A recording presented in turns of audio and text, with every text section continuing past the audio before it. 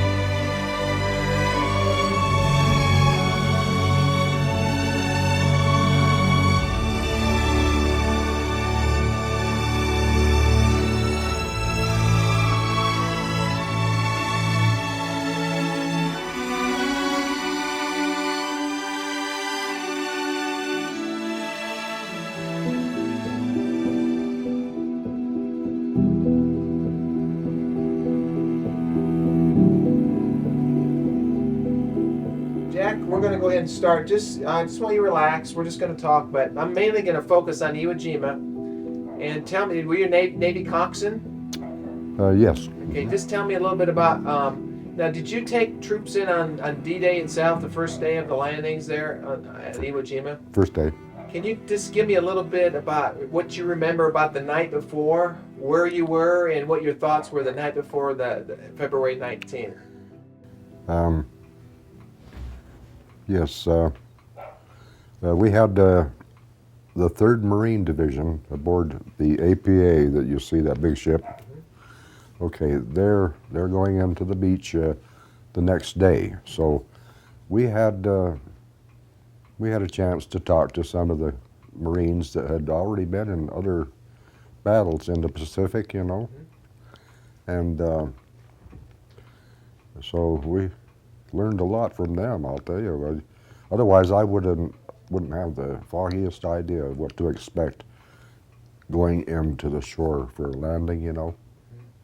Now, prior to going out in the Pacific to these locations like Iwo Jima, we practiced landings along the Pacific coast there by California.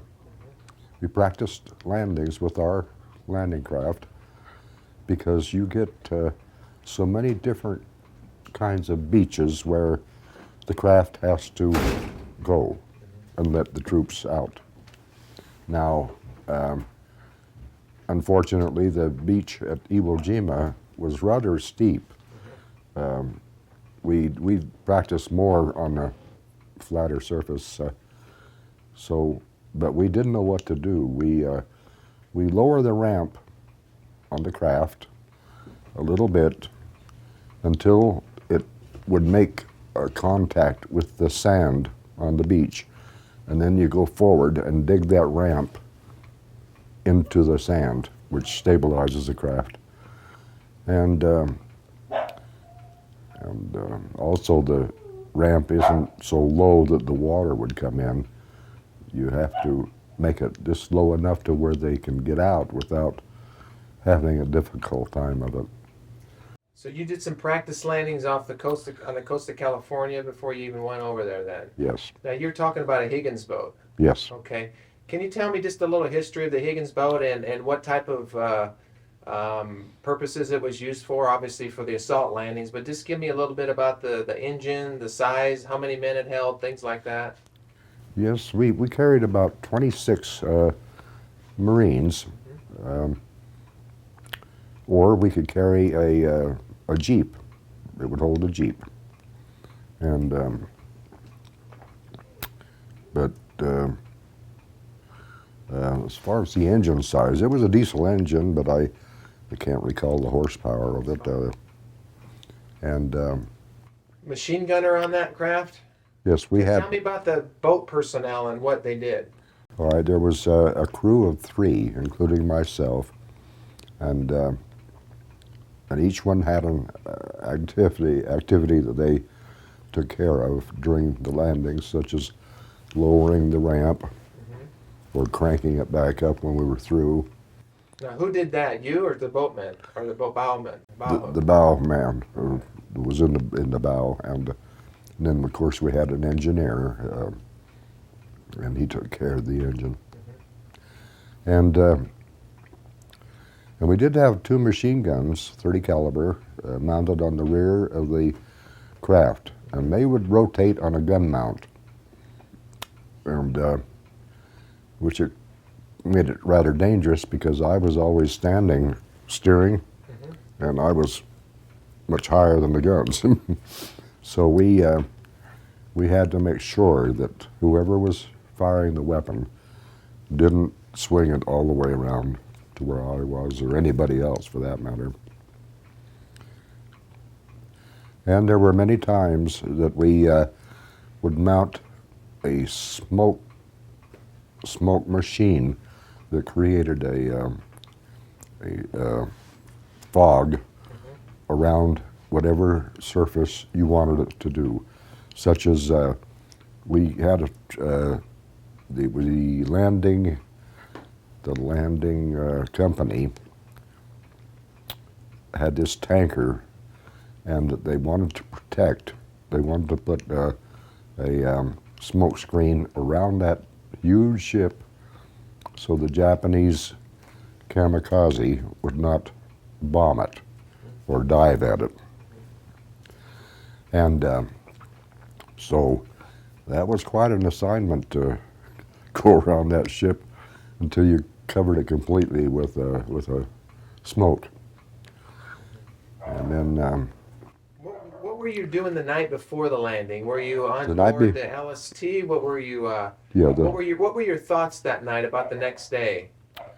well, I was a little nervous, but sure as heck, had I known what was going to happen, I would have been a lot more nervous, you know. And but we talked a little about what we might expect. Of course, the Marines told us what they had encountered on previous landings, other islands. Well, it was a restless night. We got up very early that morning to disembark and go into a circle with our craft. Now, we had about 15 landing craft into. I guess we had about four huge circles, and we would rotate in this circle with our landing craft, and the boat group commander would give a signal when it was time for one of the craft to head into the beach with its load. And so that kept us pretty busy until it was actually time to go ahead and load the Marines into our boat. Tell me about that process. Were you in the boat before they got off? Did they go down rope nets? Tell me about the process of what the Marines did to get into the boat. They did. They went down rope nets to get into the craft. Now, I could ride the boat down because that was my duty to hook and unhook it, you know, from the ship's crane. And Can you tell me that process? They were on davits and they were lowered into the water. Or what? How'd the Higgins boats get put into the water? You said cranes? Yes, we had a very large crane, and with a tremendous hook that went through a metal ring, and that ring was attached to the floor of the craft. And that, of course, you'd hook the huge winch up to that ring, and it would lift you right up and set you back on the ship, you know, and it was always exciting. And it was quite an experience, to say the least. So we'd get the signal to go into the beach with our loads, one at a time. And since there were other ships besides that one that I was on doing the same thing, so you're looking at quite a few landing craft making the assault on the island. So now who are you listening to? Who's signaling you? Who's talking to you? And then tell me again. There's an order given, and you all head to shore. Yes. As a wave. What the boat group commander would do, he'd have a little flag, which he would hold it in one position, which meant continue your rotation. And the minute that you got, say, parallel with his boat, he was in the middle of the circle. All right, once you got parallel and he went like that, meant that was your craft, your boat had to go next. So we just keep our eye on this boat group commander, and he'd get the signal to go in. Going in wasn't so bad until we got pretty close to shoreline, and the Japanese had a missile. It was a knee mortar. Are you familiar with a mortar as such? Yeah. They have a shell which is so big, maybe 3-4 inches in diameter. Well, they would mount that on their leg. They'd be in a kneeling position with that mortar across their foreleg here, and they would just move it back and forth to aim it. And they'd go side to side or back and forth. And they were so accurate with that darn thing. As I was going in with my boat to make the landing, you'd pass over a craft that had been sunk previous to me going in. And it was just sitting in shallow water, but it was deep enough to where you could just pass right over the top of it and look down, and if there were, usually there was bodies nearby, you know, and so that was a little nerve-wracking, to say the least. But we figured, well, let's get in, unload, and get out of here, you know. That was our main thought. Now, I'm real intrigued by your story because I haven't talked to a lot of coxswains, and so I'm probably going to take it slow here asking you these questions, because it's important that we learn about, you know, how these troops got to shore and a little bit about the boat. Let me ask you now. Were you part of one of the first waves that went in that morning? Do you remember, was there a count, a number of wave you were on, or do you remember? I do remember approximately what wave I was in, and as I recall, it was about the sixth wave going in. So they had unloaded a fair number of Marines before I even got in there, you know. Were you aware of any, now, the first time you went in with the Marines, were you close enough to talk to those guys, or was there any conversation, or was the boat too loud you couldn't hear anyways? No, you could hear them. Boat was loud, but not that bad. Well, what do you think? Do you remember the mood of the troops on that first wave? Were they nervous? Were they thinking this is going to be an easy job, or what were they? No, they knew exactly what to expect, having done this before, and so they were very nervous, and sure can't blame them. There were a lot of them that were in my age bracket, you know, but most of them were a little bit older. How old were you? At that time, about 18. Boy. So you're going into shore. Could you see explosions? With the Japanese already started firing on the Marines? Oh yes, yes. So tell me your thoughts as you approached the shore with that first wave. What you remember? It was very noisy in that respect of the firing that was taking place, because prior to any landing, the large ships with their large caliber guns will fire at any conceivable target that they can see on shore, and there were a few targets. All right, the landing, as I recall, took place close to the volcano, which was Suribachi, and on the sides of the volcano were these caves. Well, the Japanese had quite a bit of time to modify the caves with tunnels, connecting tunnels, and which made it exceedingly difficult for the Marines to get to them to kill them. And it gave the Japanese quite an advantage, as you can see, being able to hide in these tunnels. So you landed close to Suribachi then with that first group. Tell me about that first group you took in, and then were some of the Marines shot or killed there out of the boat? Or what do you remember about that first approach to the beach and the landing there? As the Marines disembarked from the craft, there were several that were hit very, very quickly, probably with that type of a gun, that long sniper rifle, because of the accuracy of those, you know. And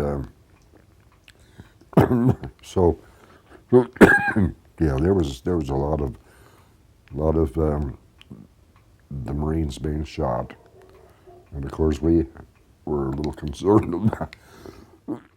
Excuse me.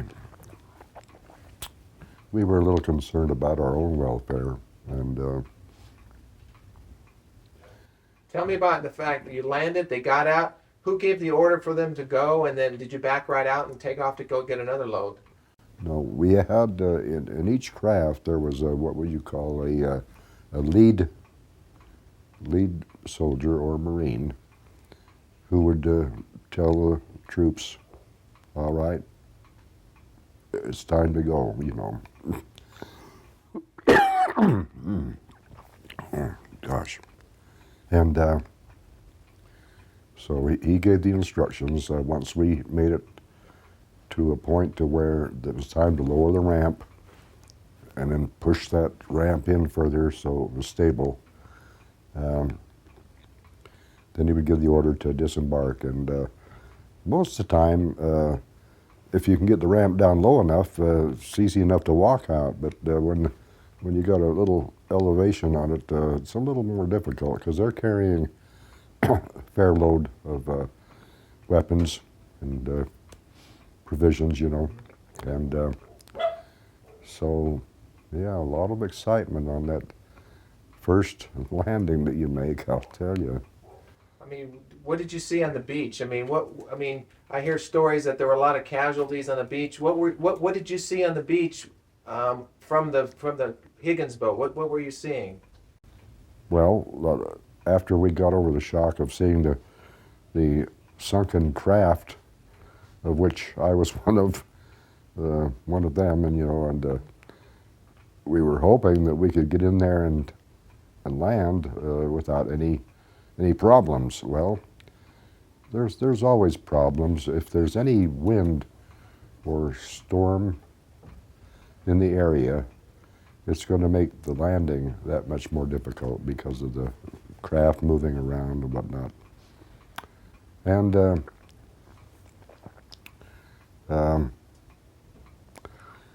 well, like you were asking, what excitement did I witness or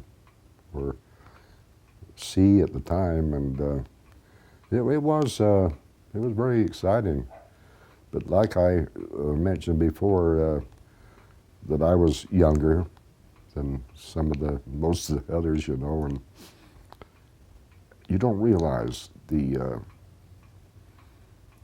just how bad it is, you know, when you're that age.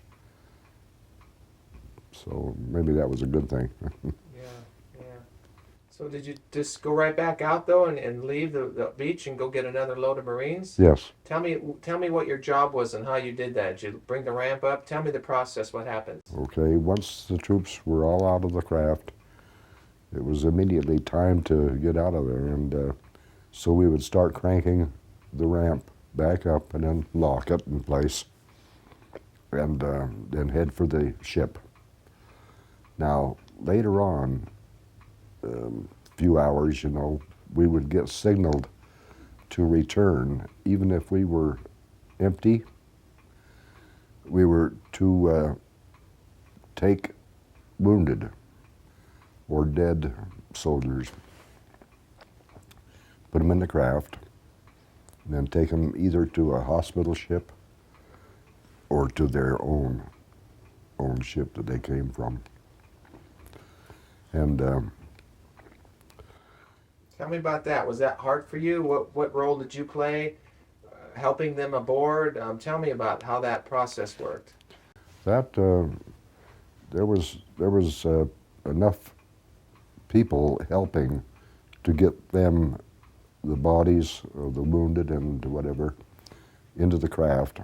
And so my job was just to maintain stability of the craft while it was being loaded like that. And then once we got loaded, got the ramp up and got out of there, then we headed for the hospital ship, and they had these little hoists which they could lower over the side of the vessel and attach to a stretcher.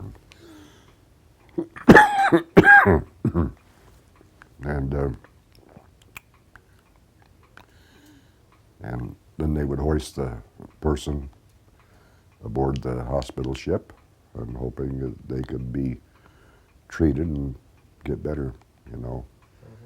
So you were just as worried about them as you were yourself, I think, at the time. Now, when you were leaving, this is interesting. When you were leaving the shore to go back for another load of Marines, Uh-huh. I just had a thought. What about the waves coming in? Did you have problems getting around them? I mean, there's a wave coming in and you're going back.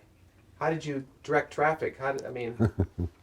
All right, the boat group commander, he wouldn't signal another group or wave to go in until the area was clear. And once that was clear, then of course he'd give the signal for the fresh ones to go in.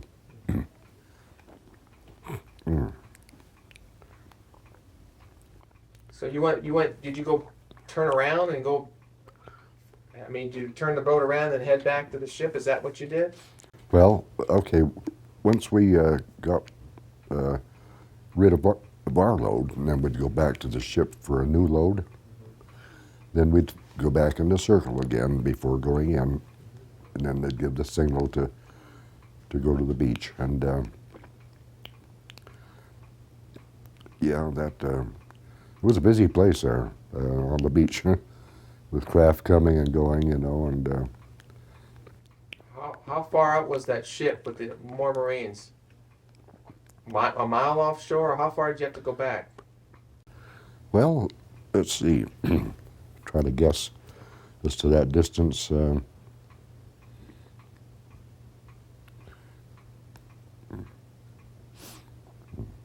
Well, that's not that important. Don't worry about that. Well, it wasn't too far, you know. Yeah. Well, now you're going back for a second load. You pull up to the mothership or whatever, and another load of Marines is waiting to come down the cargo nets. Yes. Same thing. You load up, you circle, and then you have an order. You break off to shore. What were your thoughts about the Marines getting into that second boat after what you saw the first time? Like, well, I'm glad I'm not you, or something. I mean, what were you thinking? Were you crying? Did you feel sorry for them? I mean, what were you thinking? Some of those guys probably get killed. Yes. Yes. When you went back for more more Marines to load in your boat. You had already witnessed some of them being shot and dropping dead right there in front of the boat, and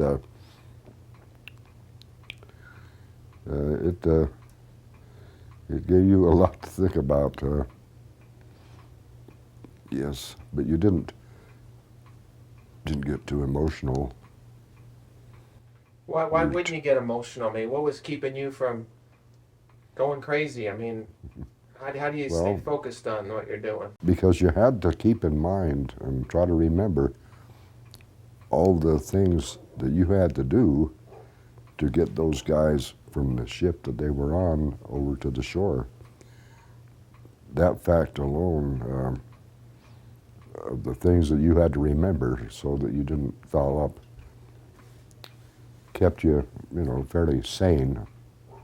Were you a praying man back then? Were you talking to God, or I mean, were you praying for those troops or anything like that, or just doing your job? Well, for the most part, I didn't do a lot of praying, but I was sure asking for help from somebody. And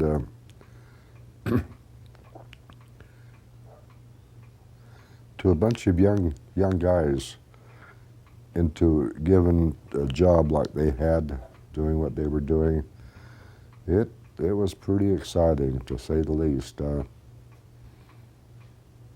Yes, very exciting. How many trips did you make into shore that day?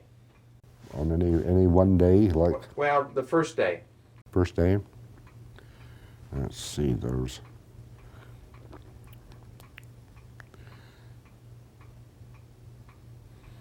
I made seven trips that first day. Wow. Was that the toughest day of the landings? Well, I think so. So what was? Do you remember which trip in was harder than the others, and why was it harder? What? Well, it depends on what you were carrying. If you had 26 Marines, young guys, most of them young, and some that were older, that were married and had children, you'd think about them being in a lot more danger than I was, because I could stay in the boat. And it didn't have a lot of protection on the boat, a little steel plating on the sides, but from the waist up, it was totally open, Were they crouched down or standing up going in? Well, in the boat, in the section where the troops were, was somewhat, I would say they could stand, and their shoulder, the top of their shoulder would come up even with the top of the boat. Okay. Now, I was on a platform elevated where I could use the steering wheel and the gear shift, so I was up a little bit higher, and then too I had to see where I was going, and you needed that little elevation there. Yeah, it was a busy little boat there for a while, Were any of the other Higgins boats being blown up in the water as you would go in any of those waves, or did you see any of that? I did see some that were not in that circle that I had been in, but the adjoining circle. So that wasn't very far. That was maybe block away, where I could see some of them being hit and sunk. And so that just made me move a little faster. Get in and get out. Deborah, I need some water. Go ahead, give it a try. Yeah, okay. I have a little trouble remembering some of it because it was quite a while ago. I was going to ask you, are these memories still vivid in your mind, or is it like way over there, something that happened 60 years ago, or do you ever go to bed or wake up thinking about any of this stuff that you saw? No, you don't think about it at all. Yeah. And yeah. I mean, you saw quite a bit, I'm sure, when you were that young man, 18 years old, and taking the Marines in that day. I mean, I don't know. Did you go kind of cold to the situation to where, No, it's just, you when you go to your bunk at night, when you're through for the day, you've got a lot on your mind after what you'd seen, and yeah, there were times that you had trouble sleeping, and you'd think about it quite a bit. Even after we left the area and returned to the United States, there were many times that I thought a lot about what I'd witnessed there. And it was quite a learning experience, to say the least. what do you, thinking back now, what do you think was the hardest thing that you saw, or the worst thing that you saw during those trips in, or on the beach, off the beach? I mean, what was the hardest thing that you saw? Was it the boats that were submerged that day, or what do you think the hardest thing was, or the worst thing? Well, the worst thing, I think, was that during the trip over, prior to the landing, you'd made friends with some of the Marines. So they were either in your boat or somebody else's boat going in. And if by chance there was any of them that you had struck up a friendship with, were shot and killed, that gave you a lot to think about. Somebody that you knew, and so that wasn't too pleasant. When you were taking wounded and dead Marines off the beach, was that hard for you to do that, or was it just part of your job that you knew you were going to do? Or, I mean, did you expect that you'd be used to transport the wounded back to the ship? We were told that that's what we would be doing, and just to be ready to watch for signals from the boat group commander telling you what to do, either return to the mother vessel, or to a hospital ship, or to the shore. Were there corpsmen with those wounded, or just they were put on there by themselves, nobody watching over them, or? No, there was a corpsman. And what I know this is kind of an odd question, but was it quiet on those boats, or was there a lot of screaming and yelling, or what was the mood of, I mean, as you would take these people back? I mean, Some of the Marines that were still alive, but were in quite a bit of pain, so they'd be quite noisy, to say the least. And is it like something you see in a movie, or is it worse? Or, I mean, well, I guess you could say that there are things like what you might see in a movie, but were you? I mean, if you're in the back of the boat, right? yes. So you can see everything in front of you. You can see the wounded, the dead, whatever. Mhm. Were you looking around? Were you curious, or just, I got to get them back to the boat? No, I was curious. So yeah, you're doing a lot of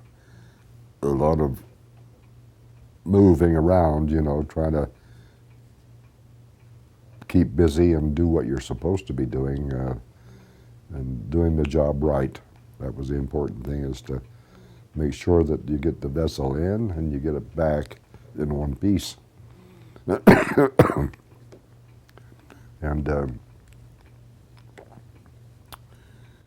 yeah, it was a pretty exciting time.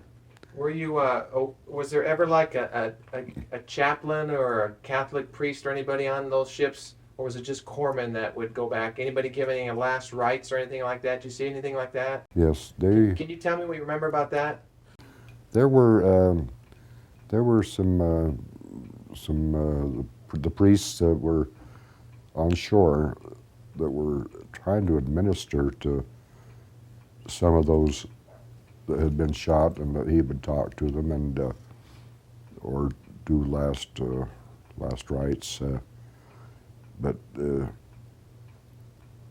can't stay in one place very long on the beach, or else those sniper rifles, boy, they'll pick you up in a hurry. And so there's a lot of movement, you know, where you're going in and you're getting out of there as fast as you can. And yeah, that was quite a time. What about the following days? I mean, you made many trips in the following days too? Well, once you had taken all the troops that you had on the main vessel into shore, they stayed there on shore, and that's where they would sleep and eat, is in as safe as place as they could find on shore. And they weren't going to return to the main vessel until it was all over with. Okay, so you got to a point where you took all the Marines in and there was no more Marines for you to take in? Is that what happened? Or? Yes, once you emptied your ship from the troops that we carried in there, your assignment was then to assist in any way possible to carry additional wounded or dead off the shore. After you'd taken care of your assignment, then you looked for other work to do. So you were pretty busy all the time you were near the island. Saw the flag raising and where you were, and what you remember about that, Jack? What do you remember about the flag raising on Iwo, on Suribachi? I could see from where I was let's see, I guess there was about four of them. Anyway, they were carrying the flag, which was rolled up, and they were climbing over toward Suribachi. They're trying to get up to a point to where it was fairly high, maybe almost halfway up. And but I had to leave with a load, so I never did witness them actually raising it up. I just saw them going to the location to where they were going to raise it. And but I had a lot on my mind. I wasn't worried about a flag being raised. Sure. And how long were you over at Iwo Jima? The whole 36 days, or? well, I have written in my little notebooks over here on the table dates and of our arrival and departure, and I'd have to look at that. What did you know about Iwo Jima? Why do you think we needed to take Iwo Jima? Do you, from history standpoint, why do you think we needed Iwo Jima? It was an important stepping stone to get from USA to Japan. And so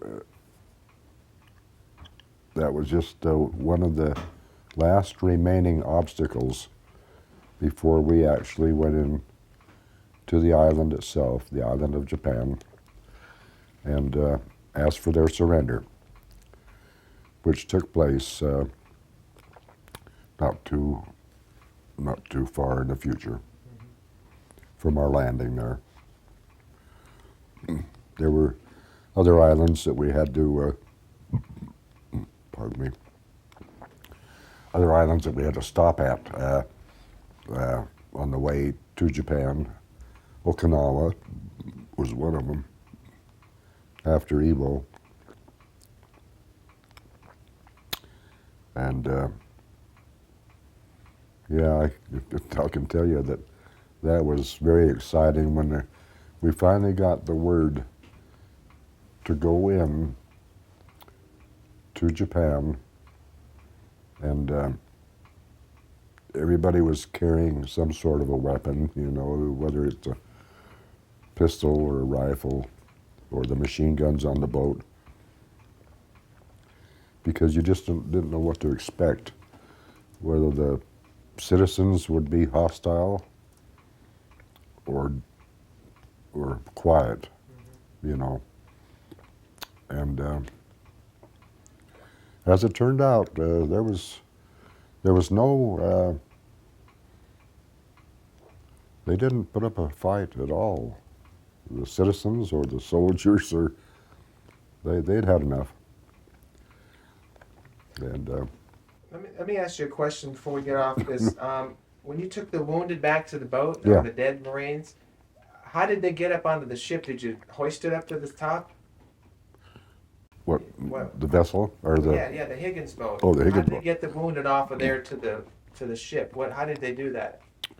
if they could be put on a stretcher, then the hoist on the hospital ship could lift them off. So that's mainly how it was done. We didn't take any of the wounded or dead back to the main ship where the craft is kept. No, we didn't take them there. They stayed at the hospital ship for either treatment or burial. You know, what I mean is, they would take care of the bodies there. Did you ever get off to the beach? Did you ever get on the beach yourself? This was not until we were just about ready to leave the island of Iwo Jima when I was able to go ashore for just a short length of time, and and that's where I ended up finding the rifle, you know, things like that. There were souvenirs around, and but I didn't have much of a desire to want to go into any of the tunnels or the caves that the Japanese had built there on the island. That was something that I had no desire to do. Were you going to say something else about the hospital ship and all that? Did I cut you off there about the wounded or the dead or anything like that? No. Okay. I thought we had more or less covered that. Did you want to know what we did with the boats when we were all through? Was that what your question was? No, I was asking about just I was thinking taking the wounded back to the ship, how they got to the ship, and then probably see there were doctors there or whatever. Yeah. Yeah. Okay. There were medics that would help hoist them up and take care of them on board the vessel. And of course, you once you had unloaded your craft, you were to report back to the boat group commander, which was over by your main vessel. Mm-hmm. And of course, you'd get an assignment there, either to get a fresh load of Marines or to go in for additional wounded. Mm-hmm. Now, one of the days while we were there, I got the assignment to take six men. Now these were men representing various publications. Excuse me. There were magazines like Life, Newsweek, books like that. And now these men were told that I could take them around the shoreline if it were within a safe area. You know, there were safe areas and some that were not so safe. And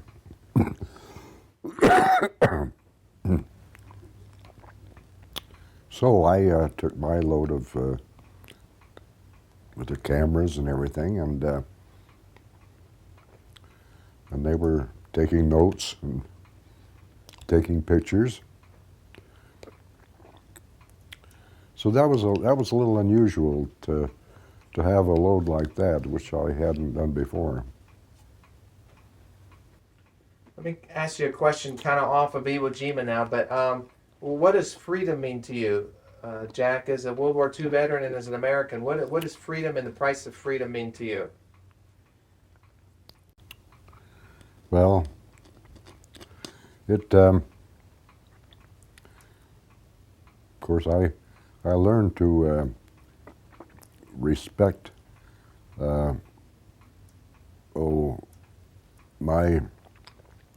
my position after landing there at Iwo Jima. You sure learn a lot about why are you doing this, and just because they bombed Pearl Harbor, couldn't we just forgive them, sort of thing. You don't do that. You're so very glad that you live in a country like America, and where you learn to appreciate that lifestyle and the things you've got.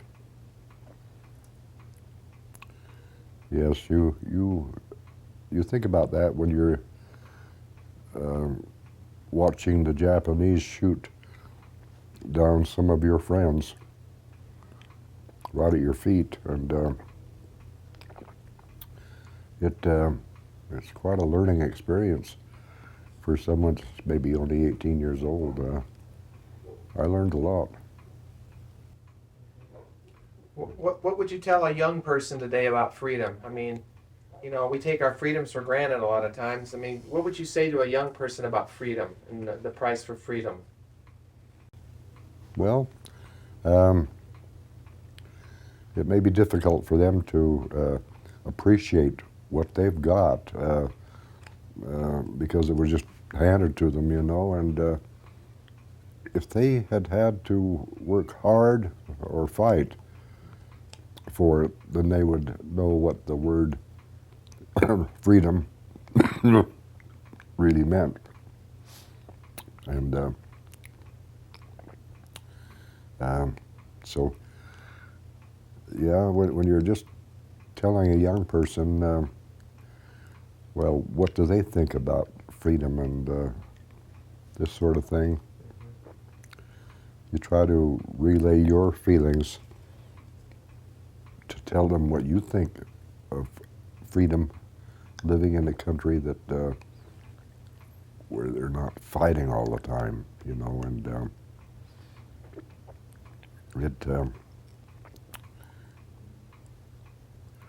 you don't appreciate it until you don't have it. That's right. Any other thoughts about your involvement at Iwo Jima that you can tell me as far as being a coxswain, and anything maybe I didn't ask you? Well, let's see, we talked about the smoke vessel, smoke screen. I think you covered it pretty well as far as the questions that I had. Yeah. I just, did you have a chance to see the cemeteries on the beach? Did you see any of that from where you were at? Or I guess they had some cemeteries for the Marines that I guess were buried on the beach. No, they didn't leave any bodies on the beach at all. They removed all of them from the island. Yeah, eventually, right. One thing that was interesting, though, was that the Marines were able to kill quite a few Japanese, surprisingly. I've got the figures on my notes of the dead and wounded. At the other end of the island, the far end away from Suribachi, was an area that was like cliffs that were quite a ways above the surface of the ocean, and provided a very convenient place for the Japanese that were forced into that area because of the Marines' pursuit. The Japanese would commit suicide. They would dive off the cliffs into the rocks below, which was fairly high.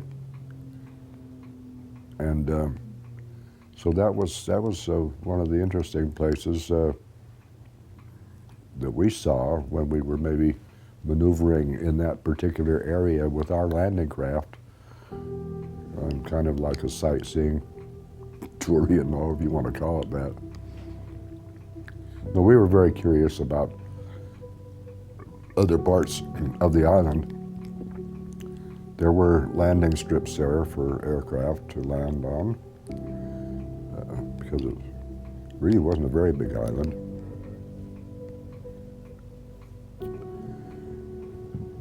And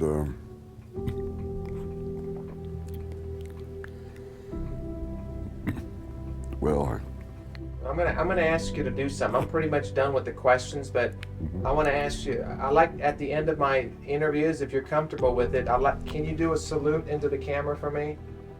from sitting? Yep. Yeah, is that okay? Sure. Okay. But I want you to look into the camera when you do this. Okay. Just do a salute, hold it, and then release it. Go ahead. Great. Thank you.